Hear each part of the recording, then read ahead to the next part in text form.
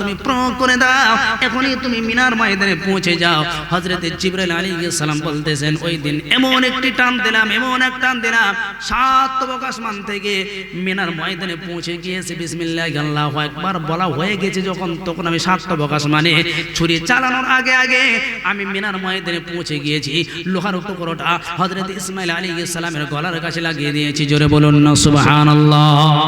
হযরতে জিবরাইল আলাইহিস সালামের স্পিড গতি হলো এতটা।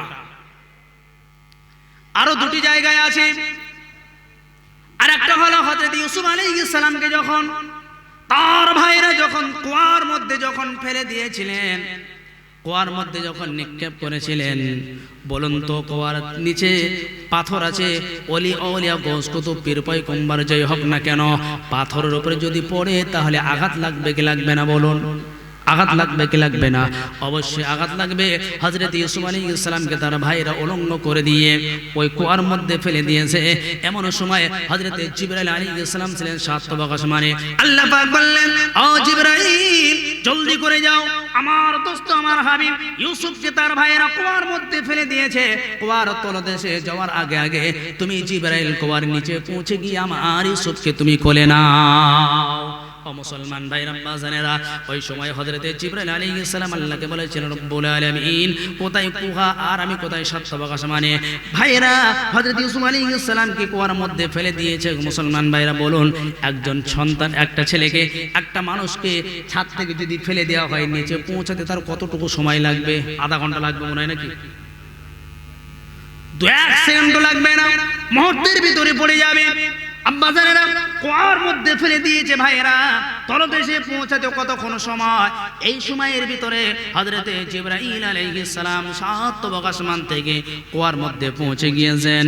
উপরের দিকে তাকিয়ে দেখতেছেন, হযরতে জিবরাইল আলাইহিস সালাম বলেন, কুয়ার মধ্যে আমি পৌঁছে গিয়েছি। উপরে তাকিয়ে দেখতেছি, তখন হযরতে ইউসুফ আলাইহিস সালাম আসতেছে। চলে বলুন না সুবহানাল্লাহ। হযরতে জিবরাইল আলাইহিস সালামের স্পিড গতি হলো এতটা। আরেকটি জায়গায় আছে, আল্লাহর নবী সাল্লাল্লাহু আলাইহি ওয়াসাল্লাম তায়েফের ময়দানে কলমার দাওয়াত দেওয়ার জন্য, কোরআনের দাওয়াত দেওয়ার জন্য তায়েফের ময়দানে গেলেন। তায়েফবাসীরা নবীজিকে মানল না। তায়েফের কাফেররা নবী করিম সাল্লাল্লাহু আলাইহি ওয়াসাল্লামের উপরে পাথর মারতে শুরু করে দিল, পাথরের আঘাত করতে শুরু করে দিল। তায়েফের কাফের যুবকরা নবী করিম সাল্লাল্লাহু আলাইহি ওয়াসাল্লামকে পাথর মেরে মেরে জর্জরিত করে দিল। শরীর থেকে চরচর করে রক্ত ঝরতেছে। আল্লাহর নবী সাল্লাল্লাহু আলাইহি ওয়াসাল্লাম বেহুশ হয়ে গেলেন।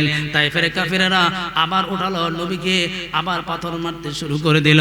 এইভাবে করে কয়েকবার আঘাত করার পরে নবীজি আমার কয়েকবার বেহুশ হয়ে গেলেন। আবার যখন হোশ ফিরল, সঙ্গে ছিলেন নবীজির সঙ্গে ছিলেন পালক পুত্র হযরত যায়েদ রাদিয়াল্লাহু তাআলা আনহু। হযরত যায়েদকে নবীজি বললেন, ও যায়েদ, একটা কাপড় নাও, একটা নাকড়া নাও, একটা নাকড়া নাও, এই কাপড় দিয়ে আমার শরীর থেকে যে রক্তগুলি বার হয়ে যাচ্ছে, ও যায়েদ, একটা কাপড় নিয়ে আমার রক্তগুলি শরীর থেকে মুছে দাও।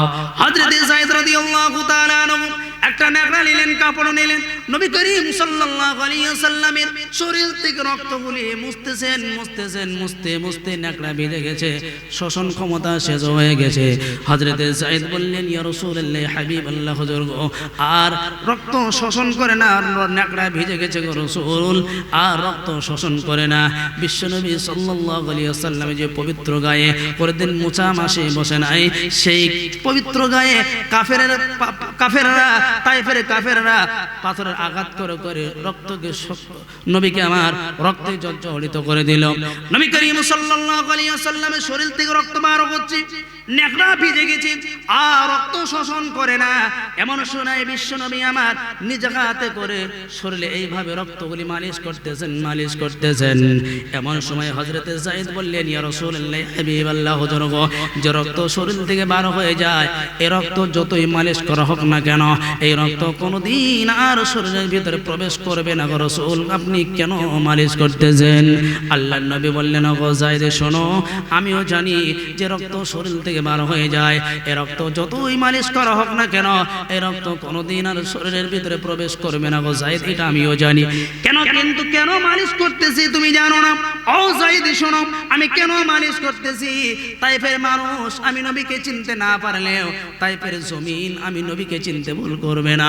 এক ফোঁটা রক্ত যদি তাইফের জমিনে যদি পড়ে যায়, এখনই ভূমিকম্প আরম্ভ হয়ে যাবে, তাইফবাসী ধ্বংস হয়ে যাবে, তাইফবাসী শেষ হয়ে যাবে। আমার রক্তের নোট তাইফের জমিন বহন করতে পারবে না, এখনই ভূমিকম্প আরম্ভ হয়ে যাবে।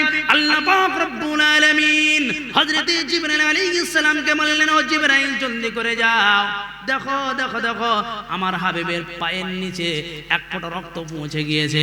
নবীজি আমার এত সতর্ক অবলম্বন করার পরেও নবীজির পায়ে ছিল চামড়ার জুতা, চামড়ার জুতা ভর্তি হয়ে গিয়ে এক ফোঁটা রক্ত পায়ের তলে চলে গিয়েছে, রক্ত পুরো ঝুলতেছে, পড়ে যাবে আর কি, জমিনে পড়ে যাবে আর কি। এমন সময় আল্লাহ পাক হযরত জিবরাইল আলাইহিস সালামকে বললেন, জিবরাইল জলদি করে যাও, তাইফের ময়দানে পৌঁছে যাও, লক্ষ্য করে দেখো তাইফের জমিনে রক্ত ফোঁটা ঝুলতেছে, পড়ে যাবে আর কি, যদি পড়ে যায় এখনই ভূমিকম্প আরম্ভ হয়ে যাবে, তাইফের জমিন নবীজির রক্ত নোট বহন করতে পারবে না, তাইফবাসী এখনই ধ্বংস হয়ে যাবে। আমি নবীকে কথা দিয়েছি, মা কানাল্লাহু লিয়াযযিবাহুম ওয়া আনতা ফীহিম, আমার হাবিব যেখানে থাকবে সেখানে কোনোদিন ভূমিকম্প হতে পারে না, সেখানে কোনোদিন গজব আসতে পারে না। মা কানাল্লাহু লিয়াযযিবাহুম ওয়া আনতা ফীহিম, আমার হাবিবকে আমি কথা দিয়েছি যেখানে নবী অবস্থান করবে সেখানে আমি কোনোদিন ভূমিকম্প, কোনোদিন আযাব গজব আমি ধ্বংস করে দেব না। সুতরাং আমার নবী এখনো পর্যন্ত জীবিত আছে, আমি তাইফের ওই জমিনে ধ্বংস হতে দিব না।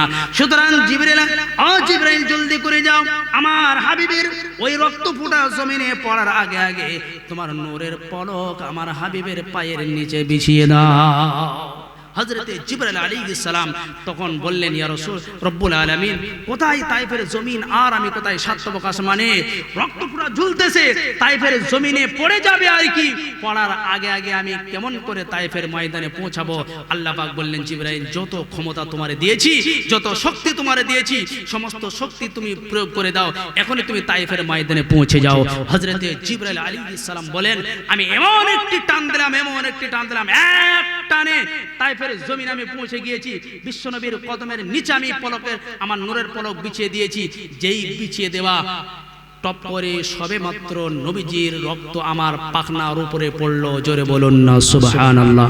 ও মুসলমান ভাইরা বাজানরা, হযরতে জিবরাইল আলাইহিস সালাম বলছেন, আমার স্পিড হলো এতটা, হযরতে জিবরাইল আলাইহিস সালামের গতি হলো এতটা, বিসমিল্লাহি আল্লাহু আকবার বলা হয়ে গেছে ছুরি চালানোর আগে। এই যে সময়টুকু, এই সময়ের ভিতরে জিবরাইল আলাইহিস সালাম সাতবক আসমান থেকে মিনার ময়দানে পৌঁছে গিয়েছেন।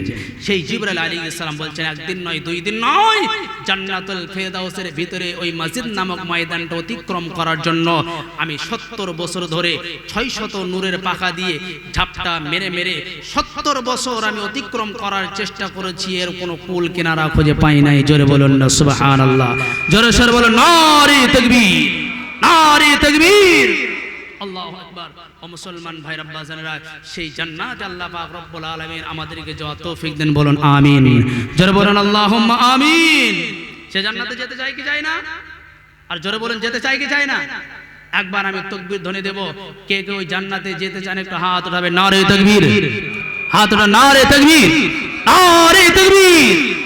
মাশাআল্লাহ, সকলে যেতে চায়। আপনাদের কাছে আমি একটা প্রশ্ন করি, জান্নাতে কি বলে যাবেন? জান্নাতে ঢোকার সময় সালাম দেবেন না বিসমিল্লাহ বলবেন? হ্যাঁ, দেখি কে আছে। হ্যাঁ, জান্নাতে যাব বলে তো হাত উঠালেন, হুজুর জান্নাতে যাব, তো কি বলে ঢুকবেন বলুন এবার?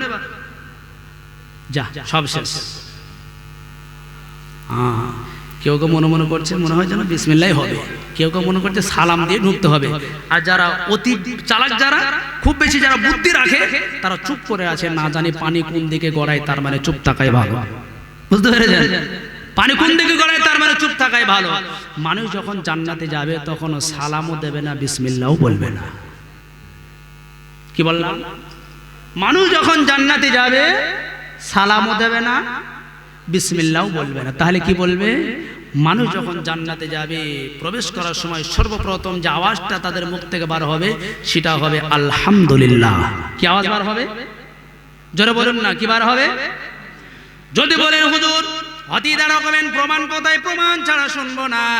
আল্লাহ পাক রব্বুল আলামিন বলেন ওয়াসিকাল্লাযীনা ইত্তাকাও রাব্বাহুম ইলাল জান্নাতি যুমারা হাত্তা ইযা জাউহা ওয়া ফুতিহাত আবওয়াবুহা ওয়া ক্বালা লাহুম খাযানাতুহা সালামুন